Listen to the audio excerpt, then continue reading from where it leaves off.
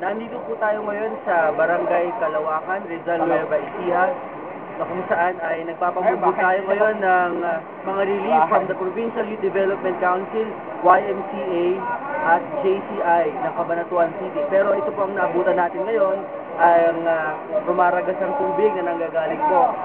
I believe sa Patabangan Dam. At na po natin dito ay wala na po yung tulay na dapat po ay nagdudugtong sa kabilang barangay, and yung kabilang barangay ngayon po ay isolated dahil po yung tulay po ay pinaniwalaan natin na nasira na po. At yan po ang nakita natin malakas na alon at agos ng tubig, at unti-unti pong tumataas yung tubig papunta po rito sa may kinalalagyan natin.